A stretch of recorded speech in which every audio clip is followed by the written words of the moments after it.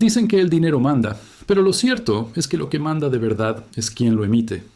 ¿Alguna vez te preguntaste por qué aceptamos un pedazo de papel como si fuera oro? No es un acto de fe individual, es un acto de poder colectivo controlado por muy pocos. Los bancos centrales, esas instituciones que aparecen en los titulares cada vez que suben o bajan los tipos de interés, son en realidad la columna vertebral de todo el sistema financiero moderno. Y lo curioso es que casi nadie sabe de dónde salieron, quién los controla realmente y por qué existen. La narrativa oficial es muy simple. El Banco Central está ahí para cuidar la estabilidad, proteger el valor de la moneda y garantizar el buen funcionamiento de la economía. Suena noble, casi altruista, pero si uno se atreve a mirar bajo la alfombra, lo que encuentra es otra cosa. Pactos entre gobiernos quebrados y banqueros privados que vieron la oportunidad de construir un poder silencioso, duradero y prácticamente intocable. Un poder que, aunque se presente como técnico y neutral, ha decidido guerras, ha hundido países y ha condicionado la vida de millones de personas sin que ellos tengan la menor idea. Retrocedamos. Mucho antes de que existiera la Reserva Federal en Estados Unidos o el Banco Central Europeo en Bruselas, las potencias medievales ya se enfrentaban al mismo problema: financiarse. Un rey podía cobrar impuestos, sí, pero cuando necesitaba dinero inmediato para una guerra o para salvarse de una crisis, recurría a banqueros privados. Estos banqueros adelantaban el dinero y a cambio se quedaban con privilegios extraordinarios: derechos de aduana, monopolios de importación, acceso exclusivo al comercio exterior.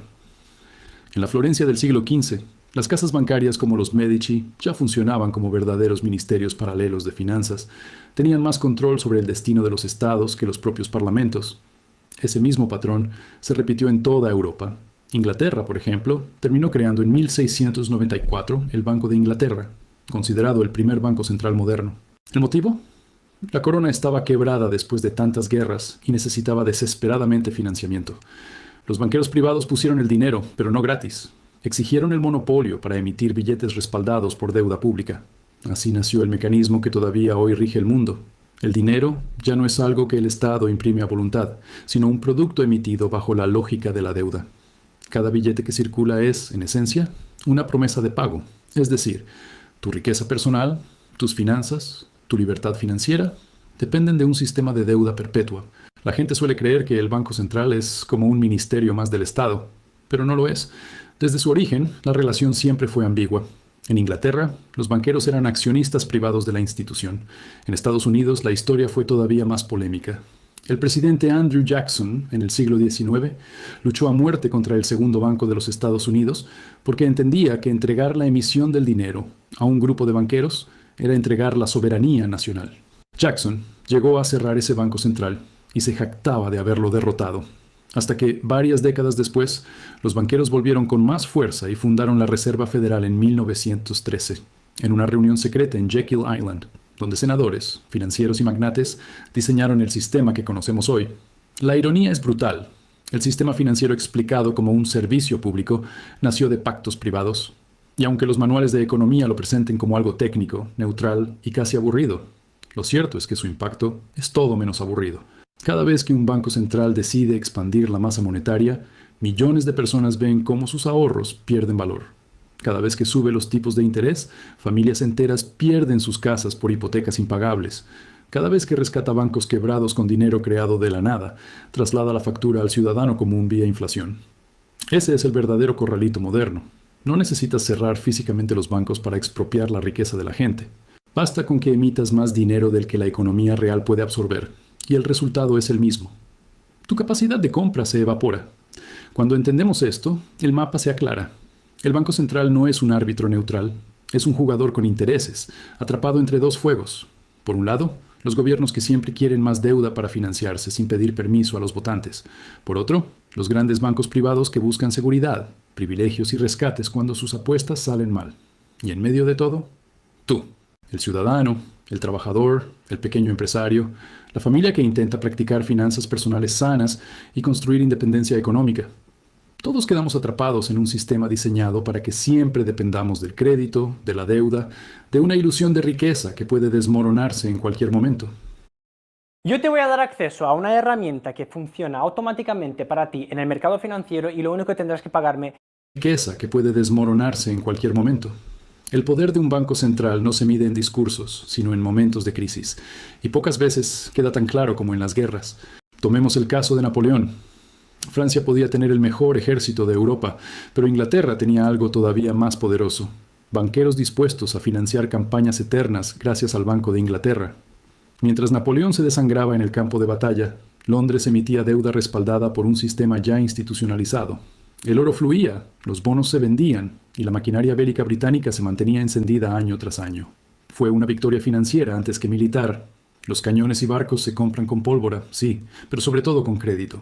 Lo mismo ocurrió en el siglo XX con las dos guerras mundiales. Estados Unidos entró en la Primera Guerra Mundial en 1917, 4 años después de que comenzara. El argumento fue la seguridad internacional, pero la realidad es que la Reserva Federal ya estaba en funciones desde 1913 y su capacidad de financiar deuda pública dio al gobierno estadounidense una palanca que no existía antes. Los Liberty Bonds, que se vendieron a los ciudadanos, fueron un triunfo de propaganda financiera. Convencer al pueblo de que endeudarse con su propio gobierno era un acto de patriotismo. En otras palabras, los bancos centrales crearon la fórmula para transformar a la sociedad en financiadora voluntaria de la guerra. La Segunda Guerra Mundial llevó este mecanismo a su máxima expresión. Roosevelt primero y Truman después emitieron cantidades masivas de deuda respaldada por la Reserva Federal. Los soldados luchaban en Europa y el Pacífico, pero el verdadero músculo de Estados Unidos era la capacidad de imprimir dinero y absorberlo a través de deuda pública comprada por ciudadanos, bancos y empresas. Y cuando la guerra terminó, ese mismo poder financiero permitió a Washington rediseñar la economía mundial en Bretton Woods en 1944. El dólar quedó como moneda de referencia global, respaldado por oro, en teoría, pero en la práctica sustentado en la confianza obligatoria que imponía el nuevo orden financiero. El resultado fue que el Banco Central estadounidense dejó de ser solo una institución doméstica. Se convirtió en la pieza central del sistema monetario internacional. Europa no se quedó atrás. El Banco Central alemán fue clave en la reconstrucción de posguerra, y en la década de los 90, el nacimiento del Banco Central Europeo mostró cómo la política se disfrazaba de técnica. Los países se dieron soberanía monetaria en nombre de una estabilidad común, pero esa estabilidad tuvo un precio altísimo. Grecia, España, Portugal e Italia aprendieron que no podían decidir libremente su política monetaria. La Troika, FMI, BCE y Comisión Europea les imponía condiciones draconianas para acceder a financiamiento. En el caso griego, el resultado fue un verdadero corralito moderno. La gente haciendo colas en los cajeros con un límite ridículo de efectivo por día, mientras se discutía en Bruselas y Berlín si merecían otro rescate. Aquí es donde la historia del dinero y la historia de la deuda se cruzan con nuestras propias vidas, porque el diseño siempre es el mismo: convertir a las sociedades en rehenes del crédito. El Banco Central ofrece estabilidad, pero lo hace al precio de hipotecar la independencia económica de naciones enteras. Y si lo trasladamos a nivel personal, vemos el mismo patrón. Una familia cree que está construyendo riqueza porque tiene acceso a crédito barato para comprar una casa, un coche o incluso pagar estudios. Pero esa ilusión de independencia financiera está atada a la voluntad del Banco Central. Basta una subida de tipos para que la cuota se dispare y la sensación de control se esfume. Es el mismo juego, en escala distinta. Lo más inquietante es la narrativa que se utiliza para justificarlo. Se nos dice que la inflación explicada es un fenómeno natural, casi como el clima, que simplemente ocurre, y que el Banco Central está ahí para regularla. La realidad es otra. Muchas veces, la inflación no es un accidente, sino una decisión política y financiera. Emitir dinero para rescatar bancos o financiar guerras genera inflación, y esa inflación es un impuesto encubierto que recae sobre quienes menos poder tienen para defenderse. La clase media, esa que se esfuerza en practicar planificación patrimonial y estrategias de riqueza para proteger a su familia, termina siendo la más castigada. Mientras tanto, los grandes capitales ya se han refugiado en activos reales: tierras, empresas, bienes inmuebles. Esa es la diferencia entre dinero y valor. Y esa diferencia la manejan, a conveniencia, quienes controlan el Banco Central. Pensemos en América Latina, donde los bancos centrales siempre han jugado un papel ambiguo. En Argentina, cada vez que se habla de independencia financiera, la sombra de la inflación aparece como recordatorio de que nadie escapa al sistema. Décadas de políticas erráticas y emisión descontrolada han destruido la confianza en la moneda. El resultado es que la gente busca refugio en el dólar, reforzando un círculo vicioso de dependencia. El sistema financiero explicado a nivel local es siempre el mismo. La emisión beneficia al gobierno de turno, pero destruye el patrimonio de quienes no tienen herramientas para defenderse. El famoso corralito de 2001 fue simplemente la expresión más brutal de un modelo que ya venía drenando la riqueza de los ciudadanos durante años. ¿Ves este clavo? ¿Puedes imaginar el hecho de intentar clavarlo en un trozo de madera con tu mano sin herramientas? Puedes ejercer algo de fuerza, pero no sería suficiente para introducirlo en algo sólido. Lo más probable es que te hicieras daño en la mano durante el proceso. Usamos un martillo porque multiplica la fuerza que ejercemos y la concentra en un área pequeña, facilitando la riqueza de los ciudadanos durante años. Y sin embargo, aquí estamos en 2025 con los mismos patrones globales. El Banco Central Europeo habla de estabilidad mientras financia déficits gigantes. La Reserva Federal imprime billones durante la pandemia y luego culpa a la cadena de suministro por la inflación disparada. Y el FMI sigue aplicando su receta de deuda eterna en países del sur global, disfrazando control geopolítico de asistencia financiera. El capitalismo explicado en manuales como un sistema de competencia libre se convierte, en la práctica, en una red de dependencia gestionada desde despachos cerrados. La conclusión preliminar es clara. Los bancos centrales no son árbitros neutrales, son arquitectos de la dependencia. Y quienes creen que basta con aprender finanzas personales para escapar del sistema, están en parte equivocados. Sí, la mentalidad financiera y la inversión consciente ayudan a protegerte, pero la cancha está inclinada desde arriba.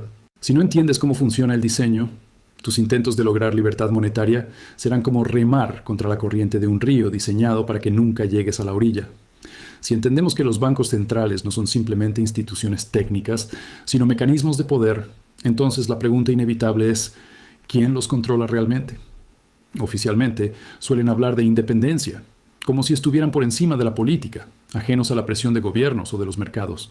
Pero en la práctica, su independencia es una ilusión conveniente. La Reserva Federal de Estados Unidos, por ejemplo, no es una institución puramente pública. Es una mezcla extraña, creada por el Congreso, pero propiedad de bancos regionales que, a su vez, están vinculados a intereses privados. Es un diseño que garantiza opacidad y que en más de un siglo ha protegido más a Wall Street que al ciudadano común. Basta recordar la crisis de 2008. Millones de familias perdieron sus casas, pero los grandes bancos recibieron rescates directos e indirectos. Fue el mayor traslado de riqueza de abajo hacia arriba de nuestra época, y todo ejecutado bajo el manto de la estabilidad financiera. Europa tampoco se libra. El Banco Central Europeo, con sede en Frankfurt, está compuesto por tecnócratas que no responden a los votantes de ningún país en particular. Un ciudadano griego o español puede sufrir tasas de desempleo insoportables, pero las decisiones sobre su futuro económico se toman en mesas donde la prioridad es la estabilidad del euro, no el bienestar de los ciudadanos. Y esa estabilidad significa proteger el valor de los activos de los grandes acreedores, no garantizar la libertad económica de los pueblos. La historia de la deuda se repite. Los banqueros deciden, las naciones pagan. En América Latina, la relación con los bancos centrales ha sido todavía más brutal. Gobiernos incapaces de sostener sus gastos recurren a la emisión descontrolada y cuando la inflación explota, el FMI llega con su receta. Ajuste fiscal, privatizaciones, deuda eterna. Y lo más perverso es que, cada vez, el costo recae sobre la población.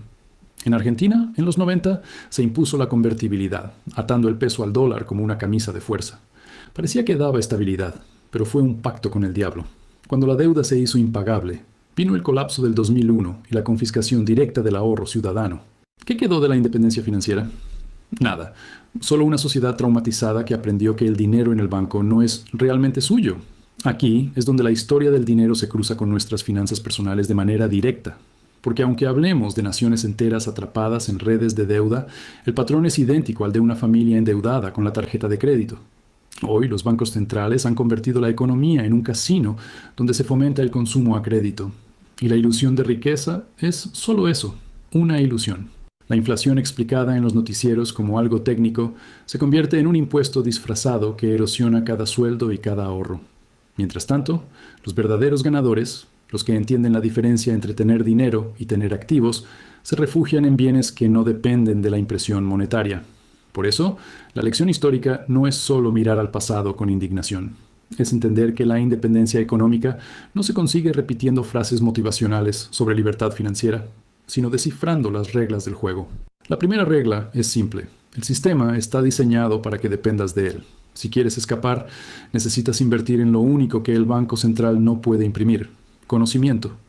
Una mentalidad financiera sólida no significa obsesionarte con ahorrar cada centavo, sino comprender hacia dónde fluye el poder.